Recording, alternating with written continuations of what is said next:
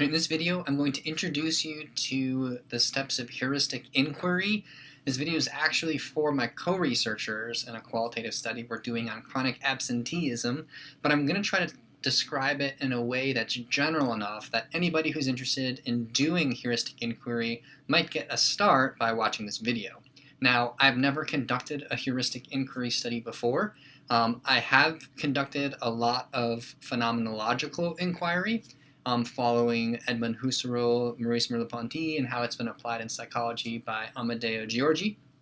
I've written a lot about qualitative methodology. I've conducted case studies. I've written about conducting interviews online for qualitative research. And I like to sample different qualitative methods depending on what they offer a particular study. And this study is about chronic absenteeism in college, because I am coordinator of general education, and one of the biggest problems that we have in our first and second year courses is that students do not attend. And so we're talking a class of 70 students.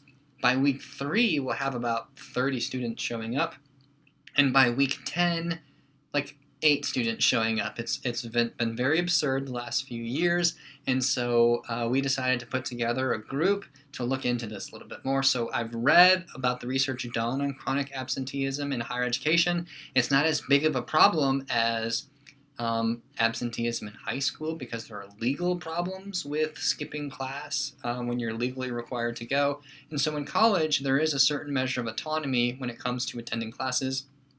Our institute has a recommendation that students miss no more than 3 classes excused. So when they miss like 70% of their classes, it's gonna have a problem, but we want to understand what that problem is a little bit more. And so we looked at a few different methods that we could use to better understand this problem, and we were uncertain about what method to choose. I gave several suggestions, and I decided to go with heuristic inquiry. So it's not a very popular method. It hasn't been used a lot recently. It was designed by Clark Moustakis, who was an American therapist, a humanistic therapist, who lived in Detroit, Michigan, or nearby. He had a humanistic institute where you could get a PsyD in clinical psychology, and a lot of students who went through that program in the 60s and 70s, and probably up until even recently, it's now called the Michigan School of Professional Psychology, I believe.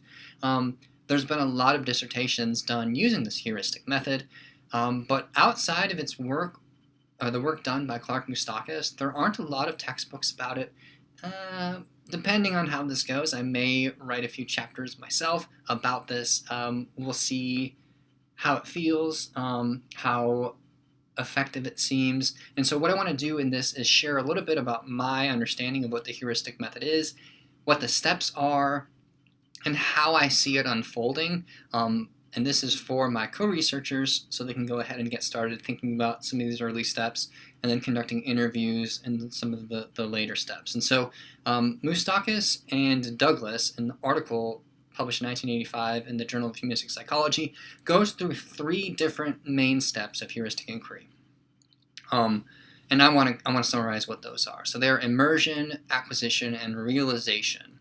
I guess before jumping into this, I want to say a little bit more about this style of qualitative research. So while qualitative research is a little bit messier than quantitative research, and so with quantitative research, it's all very, like the design is structured in such a way that the analysis can be completed in a few seconds. And so it's usually a statistical analysis. Once you have the raw data, you click a button and then it computes it, and you get a measure of probability of error. You get a mean comparison if that's what you're doing, analysis of variance.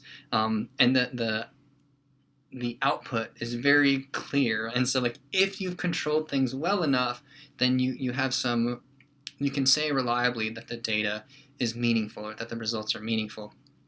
With qualitative inquiry, it's a little bit more open-ended. So you're collecting broad experiential data. It's not like raw inhuman data. It's not quantitative data. It's like lived experience in many cases, or descriptions of experience that are then analyzed using a structured method of analysis. So In phenomenological inquiry, you look at structures of experience to try to distill it down to one main essential structure. So you look at all these different experiences and kind of see what they have in common, what structures they share, and then what the components are of that experience without which it could not be the same experience. And so there's a method to kind of distilling the essential structure in phenomenological inquiry, which is still messier than quantitative inquiry, but not quite as messy as heuristic inquiry. So I wanted to do a little bit of that comparison. With heuristic inquiry, the researcher is the tool. It's like the researcher is the instrument of research. And so you take all of those biases, all those expectations, all the assumptions, all the hunches, all the interests, concern, problem, struggle, conflict, like all of that is part of the inquiry process. And I like that for a study into chronic absenteeism, because we all have our ideas about why students attend. We're all students ourselves, and so we knew what attendance meant to us. We're going to take all of that. We're going to consider all of that and try to hold up this question of why does it seem to some students that class is not worthwhile, or what's keeping them from coming, or is it a problem that they don't attend? There are a lot of faces to this issue, and we're going to take all of them, and we're all going to explore them from as many possible perspectives as we can, but beginning with our own. And so the first step of this is immersion, where the researcher or researchers think about the problem, kind of like hold the problem up, and then just share whatever comes up, like any frustrations. So this would be the teacher who hosts class and 5 students out of 70 show up, and maybe they feel embarrassed. And so like that's a personal experience. It's like, well, I'm not important enough for them to attend, and so there's like this personal expectation. That's part of it for me. And so I would need to reflect on what are my expectations, how do I derive worth from being an instructor, what are my expectations for students, like how do I want them to regard me, and how do I want them to interact with me. Like all of those assumptions, all of those expectations are part of this experience for me. So I'm going to sit down and really think about that. And like when I'm going for a run in the woods, like I'm going to be reflecting on, so what's the purpose of college, and like why is attendance important, or what would happen if we got rid of it? I'm going to explore all of that and try to come to a resolution just for myself, and my co-researchers are going to do the same thing, and maybe they'll see in attendance as no problem, and kind of articulate why they don't see it as a problem, and maybe they'll anticipate why it's a problem to others, and so they'll shape and form what the significance of the problem is to them. And so we'll have 5 of those perspectives, because there are 5 researchers. But again, this is a personal self-exploration. This is going to be very unusual if you're used to the structured, controlled, third-person, blinded, quantitative study, because it's throwing out all of those controls, and it's letting the researcher be as biased as possible, letting their perspective stand as significantly as possible. Even if you're used to phenomenological inquiry, the qualitative method I described earlier, part of that is suspending or bracketing, or doing the epoche, that's Husserl's term, suspending your perspective from it. So like, you don't want to change your perceptions based on what you anticipate to find. So you have to bracket and suspend your assumptions, put them aside, and then look at the description of experience as it's presented to you. In heuristic inquiry, you don't do that step either. You let your perceptions be colored and shaped by your biases and assumptions and expectations. And so this first step is like owning all of that and clarifying it. So think of that as a third of the study. So we'll be spending a lot of time in self-reflection about the problem. For me, because I'm a writer, that will probably mean writing a few thousand words just in like self-reflection and going back and saying, all right, so what are the themes here? And I'll do like a mini analysis on that myself. For you, it might mean bullet points. Like, here are the main bullet points that come up. Maybe I'll rank order them. I suspect we'll all have our own ways of going through this step of the process. And so go with it in whichever direction seems the most right to you. In a subsequent video, I'll probably talk a little bit about the epistemology of heuristic inquiry, and so that's what knowledge means, or how knowledge is defined. And so Moustakis relies on Michael Polanyi, who talks about like tacit knowing as opposed to like explicit knowing. So there's this tacit dimension that he talks about in some of his later work, and so I'll talk more about that. But it's being allowed to explore something from your own biased perspective. All right, step 2, acquisition.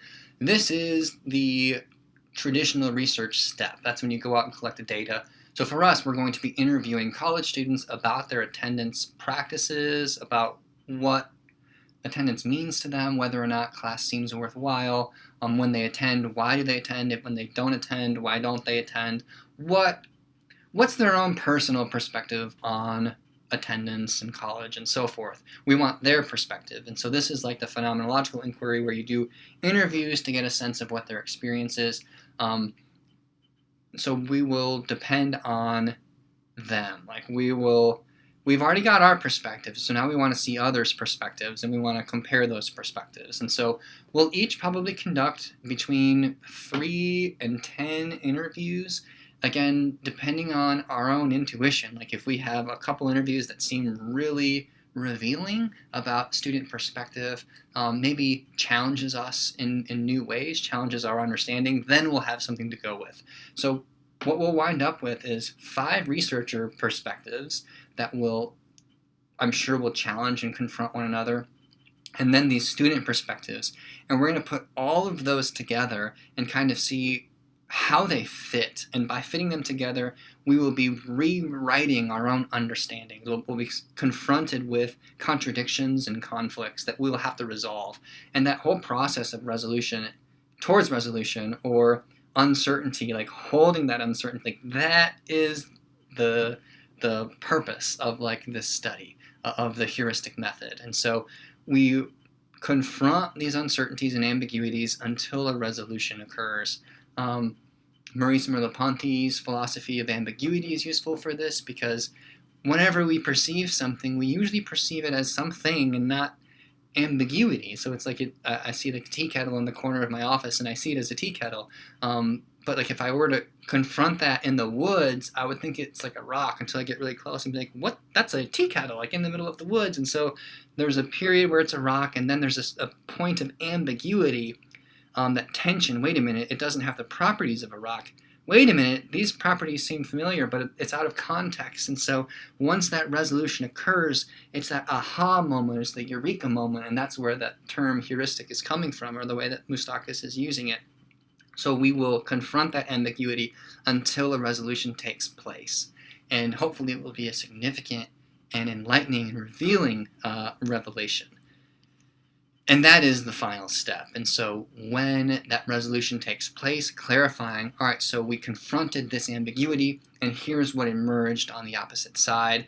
That's the validity of the process. And so if we're honest and we're self-revealing about each of these steps, we can clarify, here's what we could say discovered or uncovered, in a way of it was there all along, but it was in relief, and when we looked at it long enough, the figure and ground shifted, and now what was once missing or in the absence or in the blank space comes to the foreground, and now we can clarify what that shape is. That's it, like that's the method. So I imagine for my co-researchers this is going to be very unusual.